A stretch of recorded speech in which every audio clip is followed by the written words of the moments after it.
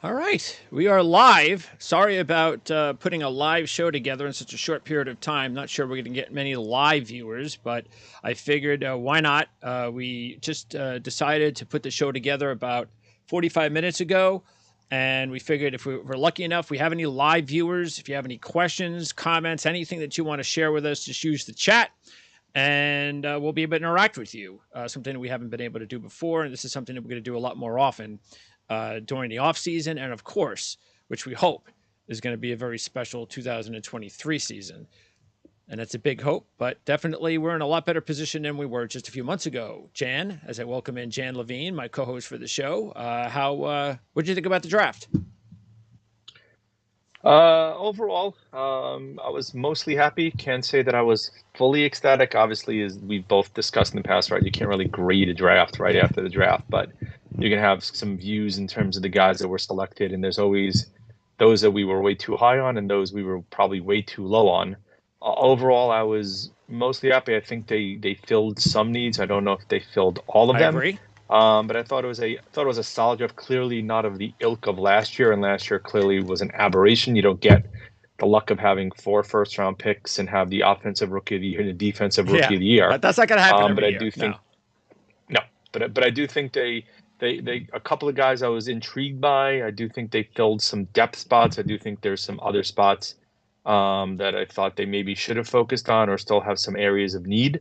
But I do think they definitely kind of filled a couple of needs that they had going into the draft, which you and I had kind of discussed last week a little bit. And then we both had somewhat similar views in terms of areas of need and areas that should be targeted heading into the 3 days of the And draft. I was very happy too, and pleased. I know the media wasn't yesterday to see Joe trade down a couple of times to accumulate two more draft picks, which I thought was, whether we want to call it lucky or shrewd, whatever the case may be, because that's the one thing I was a little bit concerned with after the trade with Rodgers was only having 5 picks. We didn't have a lot of picks last year.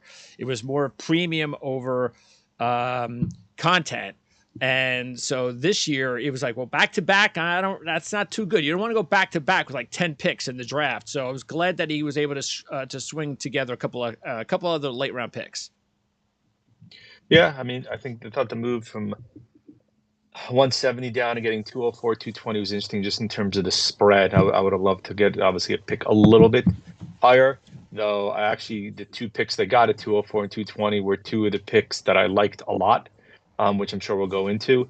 We talked a lot before in terms of the draft at 42 and 43. I don't think this time it made a difference, but I do think, as we had discussed post Rogers trade when we talked the other day, the swap of 15th to 13 clearly had a material impact, both not only just in the first round, but in terms of actually probably who they targeted in the second and the fourth rounds as well. We're going to go over each draft pick and for the next half hour. It's about the time we have, and I'm going to try to do as much as I can to go over some of the finer points from the Ourlads draft guide. So we're going to go over some of the scouting remarks for each pick. And by the way, since we are doing this live, we'll give away a PDF draft guide, and it's going to make it real easy too. In order to give it away, just come up with why don't you come up with a trivia question, Jan? Why don't you, I'll put the pressure on you to come up with a trivia question. Make it rather, if you're a Jet fan, you should know it kind of trivia question because we want them to answer it, and then we'll give away the draft the PDF guide. And if you want to know how we'll give it away, well, all you have to do is go to the about section of this channel. You'll be able to check the email of the channel and send your email address. Obviously, I'll know who it is, so you can't just make it up. All right, and a couple other things that I thought was really important was because after the first pick, there were people. I know you were one of them. A little bit worried about the run of the linemen and the Steelers with the trade and whether or not that was stealing the Jets draft pick or not. We have no idea. We'll never know. And look, that was the biggest issue that we knew had to be fixed going into the draft was the offensive line. And we even said it. We said couple. Have to have a couple of guys, minimum. And so once that wave went, and then the Jets went with Will McDonald, I think there were some people that were like, wait a second, here's a guy that could have been projected as a late first-round draft pick. But this was a draft that I've been saying for months that wasn't very talented compared to the last draft or the last few drafts. So once you got through those first 5 or 6 picks, you could have said that, even look at Detroit picking the running back early. You could have said that any pick from like 8 to 25, okay, if 25 went to 8, 8 went to 25, I'm all right with it. There was no really reach. So I didn't look at it as a reach. I didn't look at it as a panic move because Joe Douglas obviously doesn't panic. I just look at it as if he was looking for an offensive lineman and Pittsburgh stole him, the next guy on his board was Will McDonald. Yeah, and I think so. I probably should have clarified better when I sent you the email in terms of panic. My view on this one was, yes, you were correct that there was a lot of guys grouped together. We also did see, though, a lot of movement in the back half of that first round as well. What I was hoping for is, I don't think, and we obviously have no way of knowing, I'm not sure if McDonald would have gone 15 to anybody else. I do think he would have slid down. He himself thought he was going in the 20s or in the second round. Well, that's what I'm based saying. upon It's possible, kind of the feedback he'd gotten and expectation. So my view on this was, I would have loved to see Douglas, as you talked about, acquiring additional picks, right? Trading down, even if he traded down, let's say from 15 to 20 and got a 4th rounder, let's say, and then was able to get McDonald, who I think would have been So then there. why do you think he did? That to me would have been, I'm sure he probably tried. Okay. Right? I'm saying, if you ask me in terms of maximizing the value of the pick, I'm not quite sure if he was able to maximize the value of the pick once the guy, and I do think, look, I don't know if Jones was their number 1 target. There may have been the other offensive lineman that went before that. Obviously, I think we all wanted Skoronski, but we all kind of figured, even despite some of the mock drafts I saw of him slipping there was probably no way he was going to make it to 15. But once Jones went with Pittsburgh moving up, right, my viewpoint is that the play would have been, if he could have, would have been to be able to move down and acquire additional picks even later in the draft. By the way, I want to thank Allie for the remarks. We have been doing this for a long time. Jan's been doing it for several years as well. We go back a long way on the Ourlads Football Network. Long way. Matter of fact, we go back all the way to doing Jets Confidential radio shows with Dan Leberfeld. I'm not sure if anybody realizes that. We did that for several years with Dan Leberfeld. Those were the good old days before we changed over to YouTube video and all that kind of stuff. So Will McDonald, 4-year starter, just going by the draft guide. Outstanding athlete with over-the-top length. You know what was real funny was the analysis when they were asking a lot of the writers and they wanted to know about McDonald. I have never heard the word bend as much as I did in that analysis of Will McDonald. I mean, I know the term, but apparently Will McDonald has got incredible bend because I must have heard that like 100 times. So he's obviously a freak athlete type of athlete, no question about it. And I think that's what the team is excited about, is that they've got a player that they can mold that they feel is nowhere near a complete player. And I think he's very similar to the 2 guys that they drafted last year, including Jermaine Johnson. I think he's exactly that type of guy. He's a guy that's going to hopefully make a little bit of an impact like those guys did last year, but then you're going to really have to wait to year 2 and 3 to find out whether or not you really have struck gold and whether or not he can be a major impact player. And if they don't re-sign Lawson, then this is exactly why you bring guys like this into the fold. You there, Jan? Jan knocked out.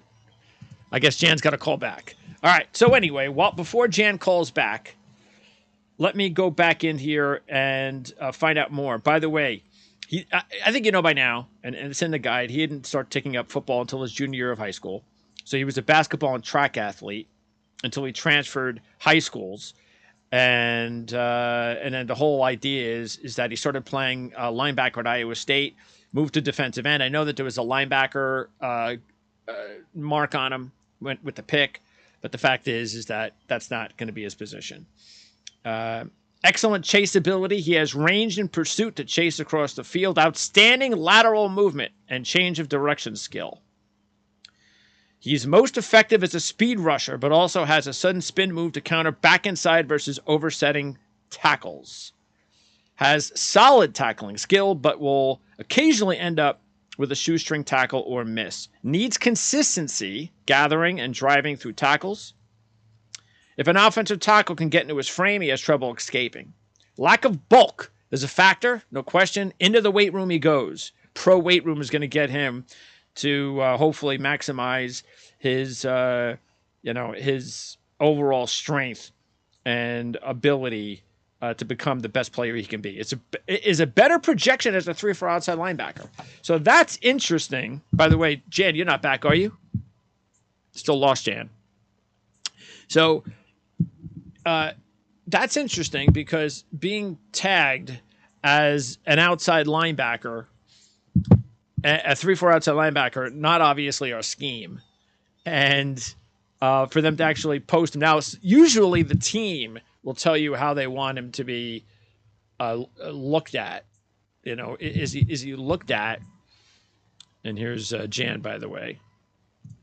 Is he looked at as a specific player that the team says that they want him to become? So usually that's the case. So I was a little bit surprised to see the Jets say linebacker. And then, even Ourlads says that he's looked at more, or should be looked at more, as a 3-4 outside linebacker edge rusher in a 3-4 scheme. So even though that's the case, that's not going to be the way the Jets are going to use him. I don't think that's a big deal. Jan, you back okay? I'm back. Sorry, I'm having some storms in New York, so I lost my connection for a second. No problem. We got you back okay. So anyway, I was just going through McDonald's bio and stuff. That was the first pick, and that was the one that did start us to think about, all right, well, we didn't get our offensive lineman yet. So that has to be coming in the second round, right? Well, the tackle didn't come, but the center did. And there were some mixed feelings. Matter of fact, the Giants went with the center right after. And there were a lot of people who thought that the Giants center could have been the first pick. So it was really one of the other. Wisconsin, Minnesota. One of those two centers was the top guy. Depends on which GM you have. So the Jets really love this kid. And I think most of all, I think they really love not only his intelligence, his ability to basically take command of the offense, but also his ability to play multiple positions. Yeah, and I think that latter piece is a key, right? So Giants center, Schultz would have been a really nice pick also. I mean, I think the Giants had a pretty solid draft as well. Schultz has a little bit of a nasty streak to him, but I think Tippmann does as well. I think sometimes the comments, I think that he sometimes can lean a bit too much and get caught out of position. But as you said, really intelligent. We know the Jets brought back Connor McGovern on a very team-friendly deal, which is pretty much should be an indication as to what the marketplace was like for him. And clearly they don't necessarily have anything tied long-term to him.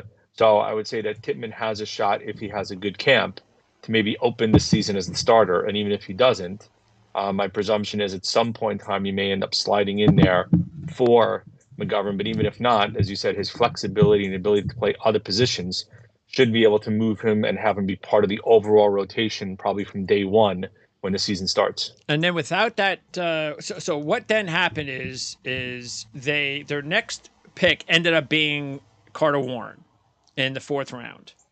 And they go right back to the offensive line. So now all of a sudden, any of the concerns we had early on after, well, wait a second now, all right, it's not bad. We picked an edge rusher. We know we needed that. But now we got to really stock this offensive line, and that's exactly what the Jets did with their next 2 picks, with Tippmann and then Warren. So Warren, this is one of those picks that I kind of like because I see this a lot, and I've seen this a lot with my baseball team. I know Mike Rizzo did a great job over the years of drafting guys like coming off Tommy John surgeries, and then and if they didn't have Tommy John surgery, they could have been like a top 5 pick. So he gets him like at 22 because they had Tommy John surgery. And that's just, there's a strategy to that. And that's basically what you got here with Carter Warren, a player that if it wasn't for the injury could have, if he would have fulfilled his idea of coming back to school for another season and making his way potentially into the first round. The Jets end up getting a guy that instead went in the fourth round. And I think they're pretty happy with that, because if Carter Warren would have stayed healthy for 2022, the Jets never would have had an opportunity to take him in the fourth round. Absolutely. I mean, Warren is one of those guys. We talk about guys who are really liked that they took. Warren's clearly one of them. First of all, has the experience of playing in New Jersey, playing somewhat local kid. Also is, as you said, one of those guys who, if he had been healthy, clearly would have gone much higher in the draft. But all reports seem to be that he's healthy right now. So he's one of those guys that I do think that you talk about sleepers, or guys who maybe were drafted lower than the expectation of where you thought they would go, or probably should go if they were healthy. And Warren is one of those guys, gives them some depth on the inside of that offensive line. One of those guys who looks to be kind of a guy who can be a little bit of a mauler at times, which is something you like to see. A little bit of aggressiveness on the offensive line. And as you said, as a guy who we said could have probably and likely should have gone slightly higher, but coming off of the injury, he may have slid a little bit further than we expected him to go, and the Jets were the beneficiary of grabbing him at 120. All right, so here's some of the report from Ourlads on Carter Warren. 4-year starter, and tall and long, with broad shoulders, thick hips, and thin ankles. He is a blank canvas that offensive line coaches will be excited to work with. The team captain, but there's a Joe Douglas. That's one of his traits, to make sure he gets those leaders, the guys that's why a lot of times when you see specific players drop in the draft, or players that you think would be perfect fit for the Jets, that's the first thing I think about. So why aren't the Jets taking this guy? Then you think maybe he's just not a fit. So the team captain started 39 games in college. Technique-based inconsistencies standing between him and his high ceiling. This is a starting caliber lineman, tremendous lockout game, needs to improve his anchor, checks most of the boxes, but simply needs more consistency and man strength. So just like McDonald, and you're going to get this, of course, with a lot of these guys that are not picked in the top several of the NFL draft, they got to get stronger. And that's why I've said this before. I think one of the most underrated positions in college football and in the NFL is drafting a strength and conditioning coach to make sure that you have the right guy there. That is a very underrated position. Anyway, so Carter Warren. Now let's take a look, and I am going to go back to one of the questions we have in our chat regarding McDonald, but I want to stick with the offensive line here for a second. So now you take a look at the offensive line after these two picks, Jan. And now you have Becton, Tomlinson, McGovern, Vera Tucker, Mitchell, Warren, Tippmann, Schweitzer, Brown.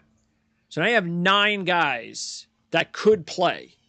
Now, Warren probably needs a little bit more time, but Tippmann definitely ahead of the game where he could end up starting. Warren, maybe he'll get some reps like Mitchell. Let's remember, he was 4th-round pick last year too, and played a lot more effectively, and played a little bit more than we had hoped, actually, because of the injuries, but it worked. So what I like about this, Jan, is taking a look at the backup depth chart at Ourlads for the New York Jets offensive line and feeling better than I have in a long time. You know how many times we looked at the backups for the Jets offensive line, and you see all these cast-offs, guys not working out at other places, taking a flyer, the Feeneys of the world. Let's just put it that, what's his name from Carolina? Sick of those guys. Don't want those guys anymore. We need youth and guys that can come in on a pinch with starting experience, like Wes Schweitzer and Dwayne Brown. And that's what I'm really excited about with the overall top 9 of our offensive line. Yeah, I mean, clearly deeper. Still say also that Becton is a linchpin to a certain extent of how that offensive line does. And I guess probably a good segue. It wasn't something I was going to ask, but since we've kind of gone through the line, the deadline to exercise the 5th-year option on Becton's contract is tomorrow. If you're Joe Douglas, what are you doing? I think he's going to do it. So the argument has been, to a certain extent, if he was going to do it, why hasn't he done it yet? Has been one of the chat conversations I've seen. Well, what are the pros and cons in your mind of it? Well, I mean, look, so depends on right. If you think that Beckham is has a better than 50% chance of panning out, and you don't want to take the chance of losing him, you exercise it. If your concern level over his injuries or his conditioning or his regression, partly injury prone since year one, is something you expect to happen again, and you don't want to tie up capital, basically dead cap space in it, then you don't exercise it. The risk is you end up, and again, I'm extrapolating here substantially, so please forgive the example, Sure. but look at what happened with the Giants with Danny Dimes, right? They took the chance that Jones wasn't going to pan out, and sure as heck, it has resulted in them costing them a lot more money. Clearly, a vastly different example from Becton, right? But it's a risk reward. Are you willing to take the potential financial risk and the dead cap space option if Becton doesn't pan out, but also reap the benefit if he does that you get him in probably a much cheaper contract than you would if you attempted to keep him for that year or beyond? So, what do you think? My view is I probably would extend him because it's worth the risk to do so. I agree. So, and do you think he's going to do that though? That's a great. I'm not sure. Like I said, my I, view is I get the feeling he's going to do it. Yeah. I just thought he would do it already. Like, what's the point of it of stringing this out, I don't know. right? If you're gonna do it, and you have look, I know there's been a lot going on with the Rodgers and the draft and the Yeah. everything else, but just seems kind of weird that if you're going to do it, why you just haven't done it already? Like, what's the benefit of waiting? Well, who knows? I'm just going to throw it out. One thing out there. Well, based on his history, and you are thinking of doing it, maybe you just wait. Make sure that like the day Well, you before have to do it you're by going to do Monday. it, he does this, something doesn't happen. I don't know. I'm just saying, so you're right. Okay. I have no idea. Maybe you're right. Maybe we'll find out tomorrow that he did not extend them. And that's the reason that we did not hear about it. I just think that you shouldn't take the chance because what if you've had all of this 3 years plus of waiting, and then he finally stays healthy and finally becomes the guy that you wanted him to, and then he can sign somewhere else. That would be dreadful. That would just be dreadful. Agreed. So I think you have to do it. I think they have enough cap space to do it. So, and look, they've kept Corey Davis. Now, I think it would be in their best interest to restructure his contract. Now, I'm not a capologist guy. I'm not one of those dudes, but his contract is what? Is he getting like 10 million this year? 10 million. That's a lot of money for a guy that we know can be valuable, but he doesn't stay healthy for a full season. I'm not surprised he's on the team. And I think that the fact that they didn't draft any receivers means that they're going to keep him. But I'd like to see his contract restructured. I think we all thought. I think a lot of us thought that he might have ended up being part of the Rodgers deal from a cap perspective, right? But they were able to substantively reduce the cap hit for Rodgers in terms of moving forward the money for a bonus. But we're looking at a fairly massive cap hit next year that's going to have to get restructured and will get restructured to make it a lot more manageable and palatable. But that's something that's probably going to get done, I would assume, in the near term to try to make sure that they don't get stuck with that massive cap hit next year. Well, Paul believes on our chat that the team still needs a tackle. And that was one of the things that I looked at going into the draft was if they don't find a tackle, could they just sign Donovan Smith, who's the best tackle on the market, and be okay because he's not old. He'd be serviceable. He'd be a nice chip. And by the way, Fant is still out there too. So let's not forget about that. And Fant could play multiple positions, and I would not be surprised if they brought Fant back. So that's still a possibility. Now, I wouldn't say, Paul, that they need a tackle. I think it would be wise to add another tackle for potential depth after what happened last year. I just don't think they need one. I don't think the need part is there anymore, especially after taking Carter, and you still have Dwayne Brown as a backup. But you tell me, what do you think, Jan?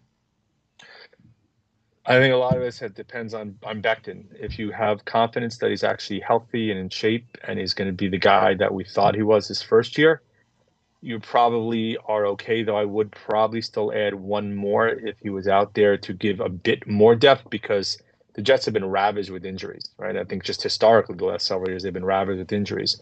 Not ideal necessarily to have 10 offensive linemen, but as we've seen the last couple of years, they They're going to pretty need much it. have probably gone through 9 or 10 every Yeah. year. Oh, and by So, the way, let's remember this too. The Jets actually have 5 tackles if you want to consider Vera Tucker. yep, So he could because swing he can over to move right between tackle. both.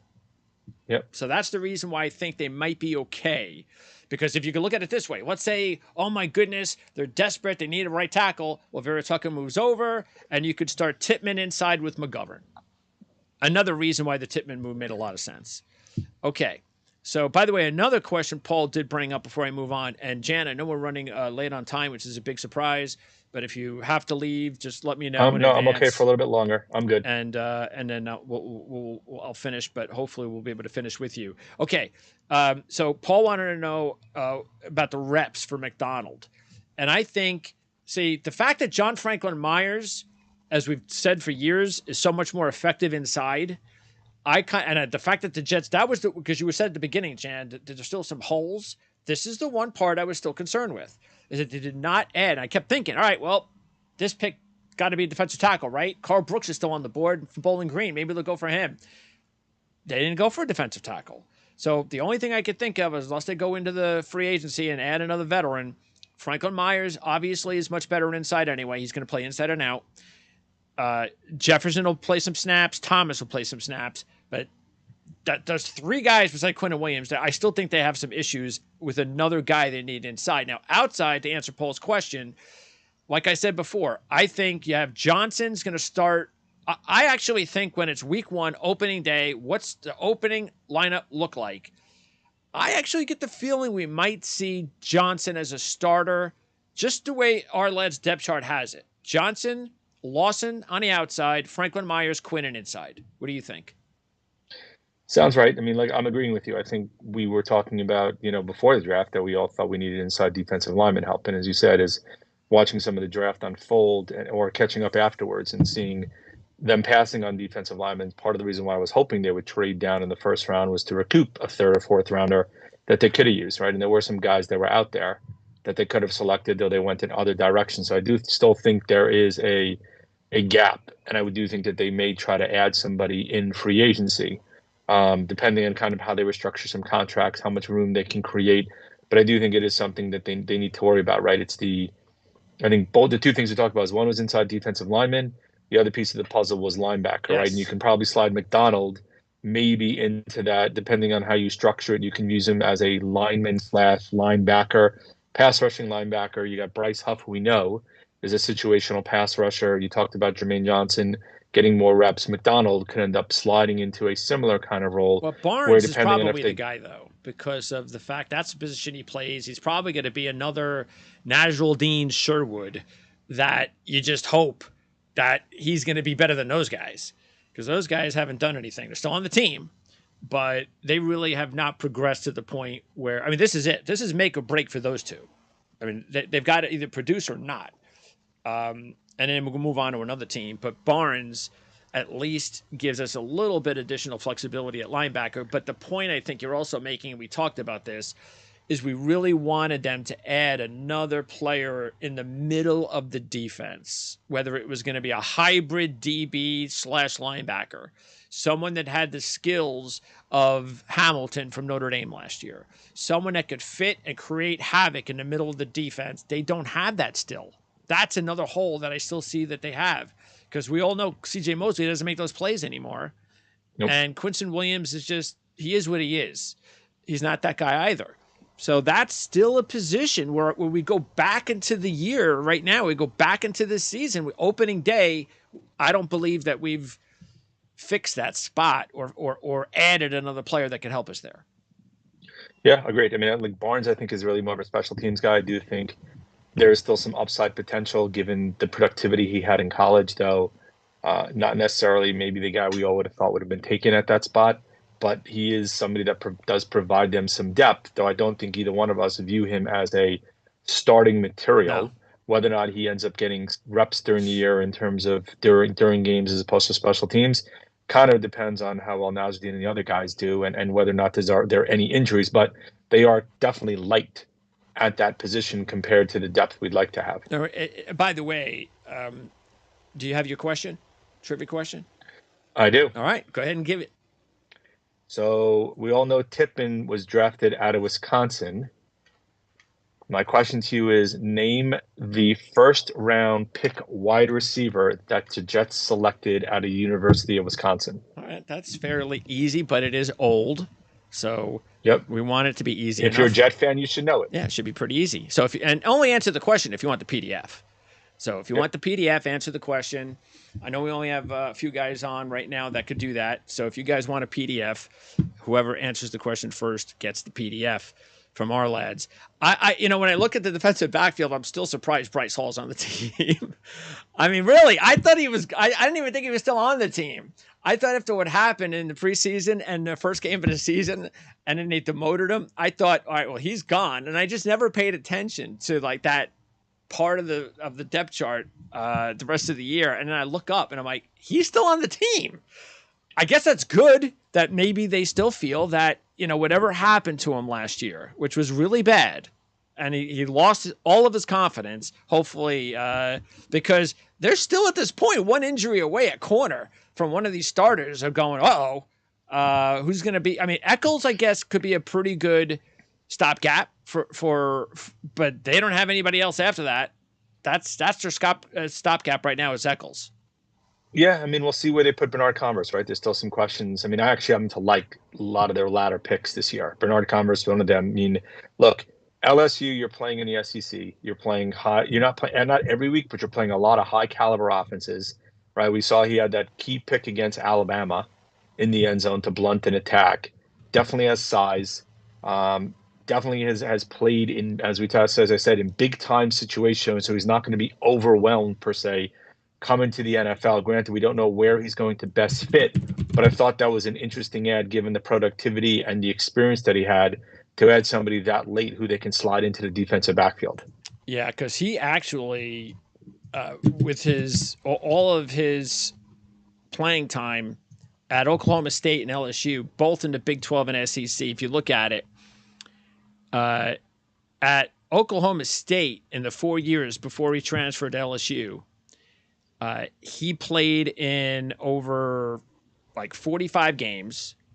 He had 195 total tackles, 7.5 for loss, 4 sacks, 2 interceptions, a forced fumble. And 24 pass defense. So he had, even before going to LSU last year, he was a player that made plays, and he had that interception on Bryce Young, which we all saw in his highlights. So yeah, I liked it too. To get a guy like that late in the draft, somebody that obviously doesn't have maybe the playing time you're looking for, but I think he could probably fit the same role, and hopefully he becomes another Eccles, because that's exactly the same area where Eccles was drafted, correct? I think Eccles was a 6th-round draft pick. I think so.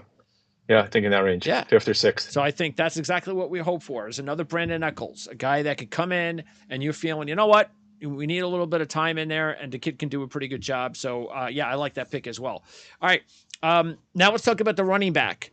So I was really happy. By the way, just so you know, this was my favorite pick of the entire draft. All right.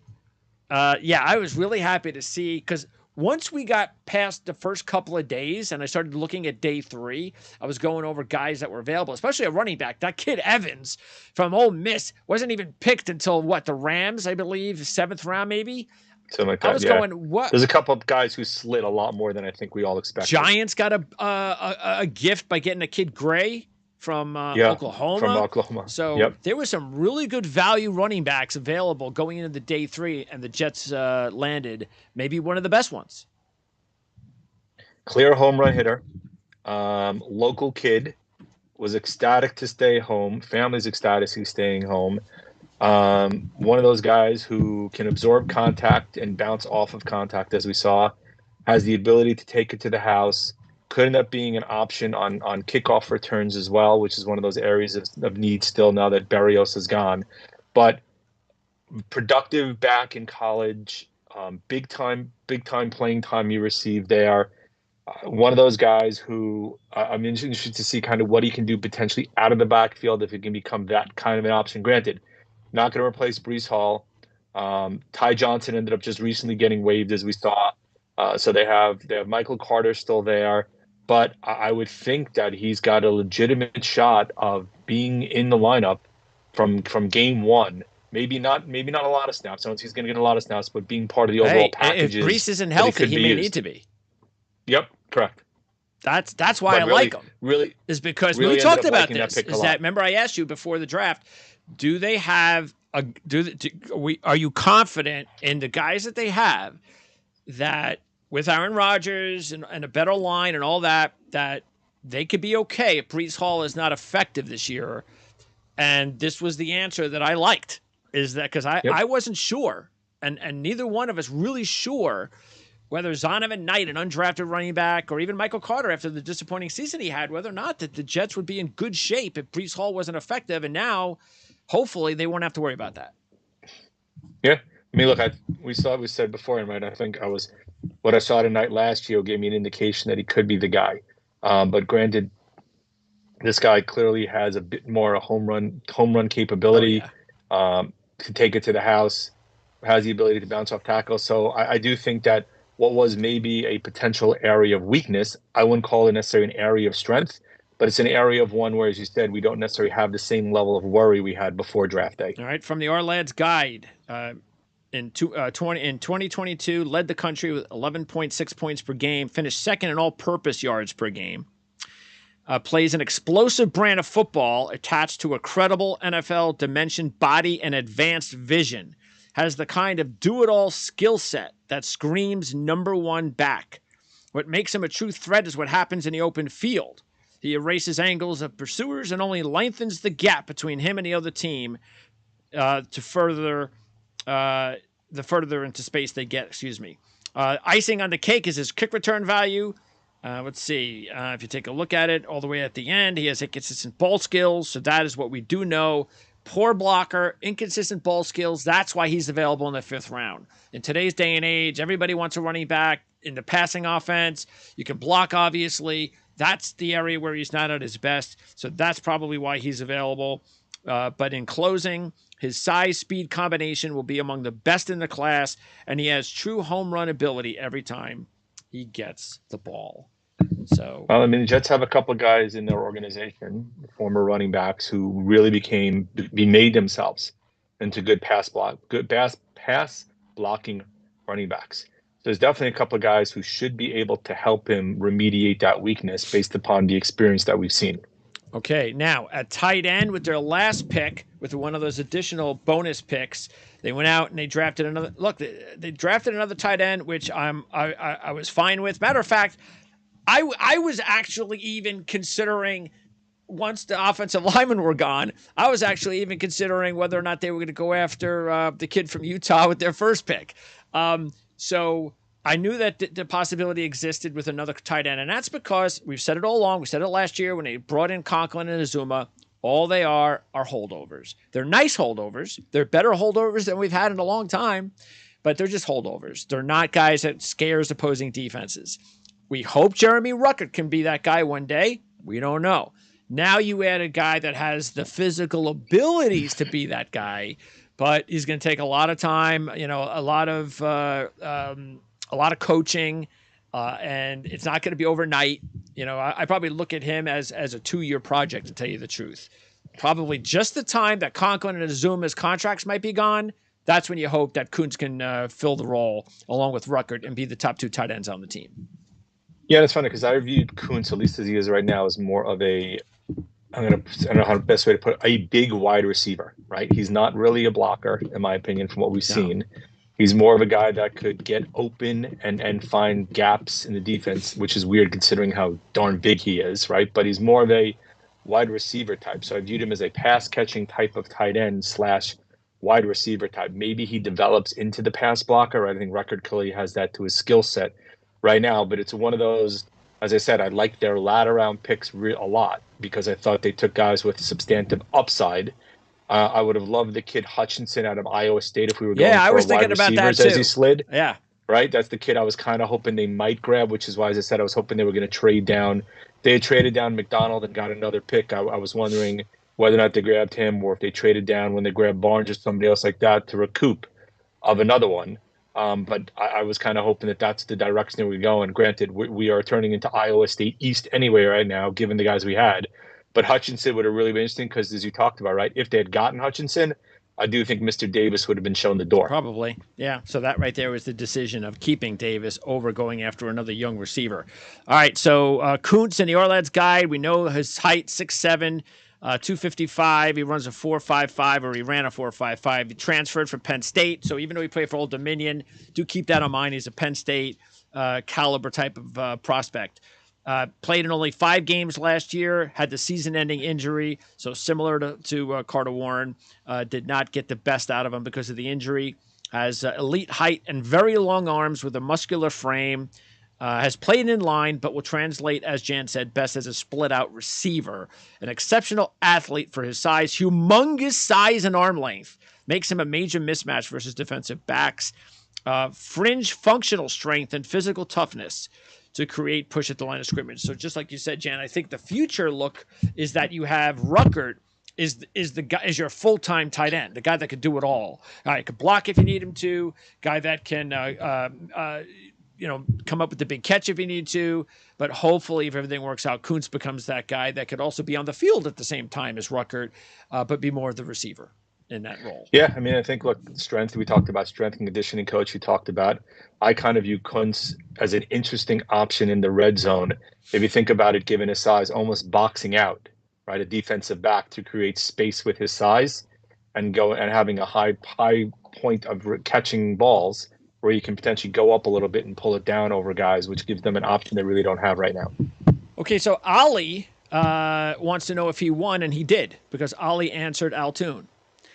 That is the one. Like you said, you told me not to make it too difficult, but one that's somebody who's a longtime Jet fan would probably know, but you would have to have a little knowledge of the Jets to be able to answer that question. So Ali, all you have to do is check out the About section, find the email for this channel, send me an email, and I will. And by the way, if I don't return it, send it immediately. And if I don't return it, then that actually, you know what? I'm going to go ahead and check the spam folder anyway. But just that means that for some reason I haven't received it, so just try again. But I will check the spam folder anyhow. And then once I get your email, I will send you the PDF, and you'll have it. If you send it to me today, you'll have it today. So you'll have all of this information that I'm reading off of right here in the Ourlads Draft Guide. And if you want to purchase a hard copy, all you got to do is go to ourlads.com. And don't forget, the draft review guide comes out in a couple of months. So once the mini camps are over and all that stuff, we get an opportunity to kind of have some idea of what's happening with some roles and things of that nature. Then we'll have the draft review guide come out, and that'll be available too at ourlads.com. So before we go, any parting shots, Jan, regarding because we talked about some of the holes that are still there. So why don't we do this? I mean, I know why don't we do our way too early premature grades that don't mean anything once we hang up this call anyway? Okay. Just to kind of see what I know. I have mine in mind. Love to hear what you would think if you would have to give Douglas an overall grade, obviously very early, but based upon what he took, what they needed, and where he grabbed the players. What would you give him as a grade? I'd give it a solid B, because what I'm going to do is I'm going to, of course, because you have to add in the fact that Aaron Rodgers counts.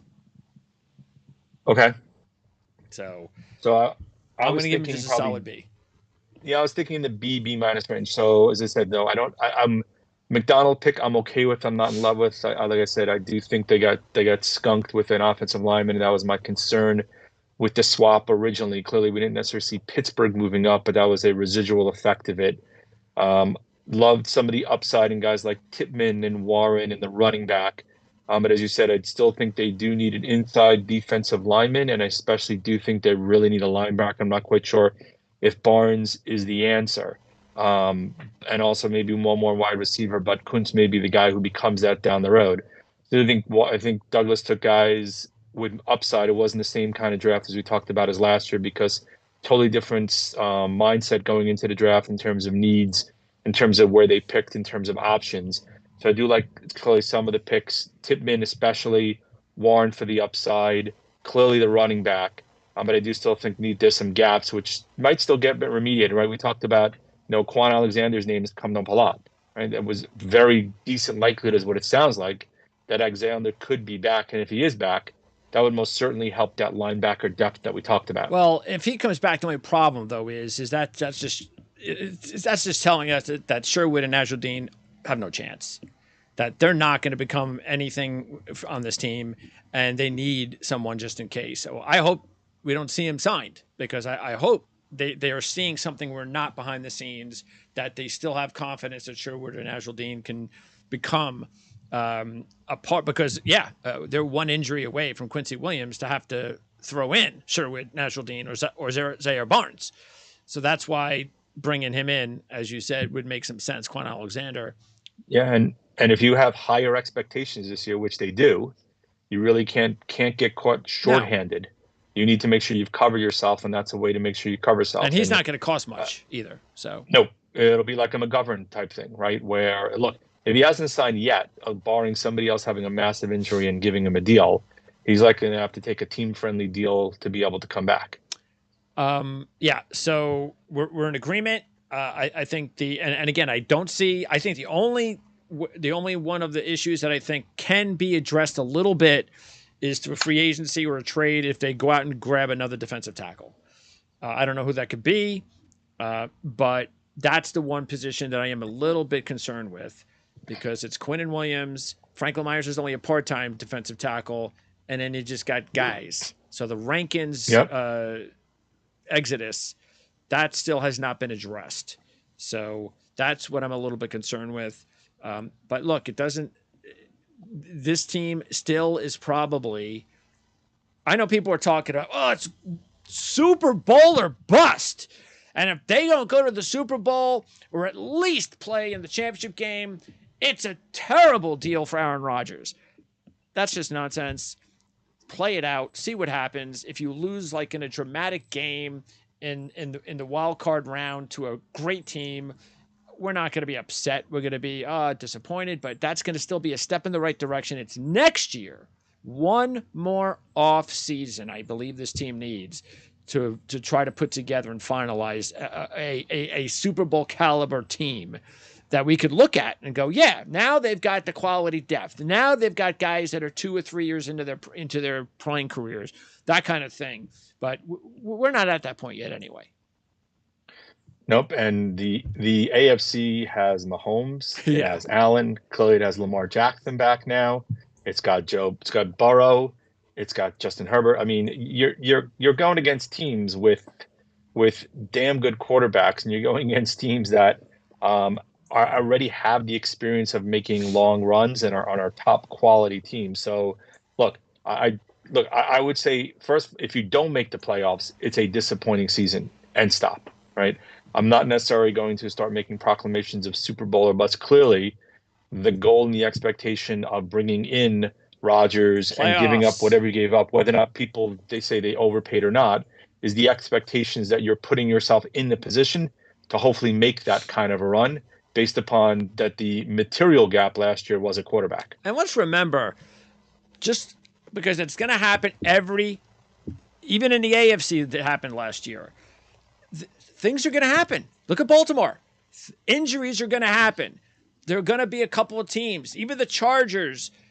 Everybody questioned whether they were going to make the playoffs when in the beginning of the season they were cinched to make the playoffs. Baltimore didn't make it. There were things that happened and that will continue to happen every year. It happened to us. I mean, look what happened when Breece Hall and Elijah Vera Tucker went down. We were done.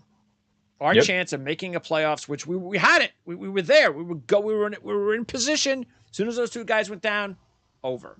So, got to stay healthy, and got to get lucky.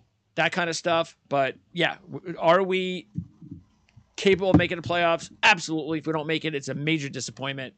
But this team is not yet a Super Bowl caliber roster. I think it can be by next year if everything goes well. So we're going to come back and talk definitely no later than June. Not sure how many times we're going to talk in May. Could be a couple times. I don't know. I mean, but we will talk definitely no later than June, and we will talk around the draft review guide part to promote the guide. And by the way, we're going to have draft recaps of all 32 teams with Dave Syvertson of Ourlads, the head scout now at Ourlads, on Wednesday and on Friday. So those two shows are coming out. AFC, NFC, one day and the next day. And we're going to have a lot of talk, go over every team, spend at least 5 minutes on every team, of course, including the Jets. So check that out. And that's going to wrap it up. Jan, appreciate it. We'll talk again sometime within that time frame, I hope. And Matt O'Leary, who does a good job, by the way, you might want to check out his YouTube channel.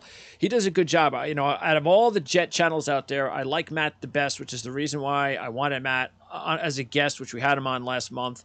So check it out because Matt is on every day talking Jets football. That's a Jet channel. This is not a Jet channel, but we do talk Jets football more than any other NFL team. But Matt does a really good job, so check him out. And I'm sure we'll have Matt on this program again sometime soon too. So Jan, good luck for your Rangers. Thank you. You know, there's a lot of Jet Ranger fans out there, nervous. But then again, there's a lot of Devils Jet fans too. So not as many, but good luck. Hopefully I hope it's overtime, and you're up late. I hope not. I'd prefer not to pace another hole in my living room. Thank you very much. That's why I wanted overtime because I'm not. It's not my team. So, I know. Overtime hockey is the best hockey as long as your team is not one of the two teams playing it. Overtime hockey. Game 7 overtime, yes. And there are 2 Game 7s today and 1 tomorrow. Yep. So looking forward to it. And again, we'll be back again sometime and hopefully before June, but no later than June. And that's going to wrap it up. And also want to thank everybody that participated here as far as the chats. Thanks for your comments. I know it was short notice, but look out for these, which is why you want to subscribe and like the channel, but look out for these for subscribing because we're going to do a lot more live programming in the future. So that's going to wrap it up. We'll talk to you again next time and appreciate everybody out there. Go Jets and stay tuned for more here on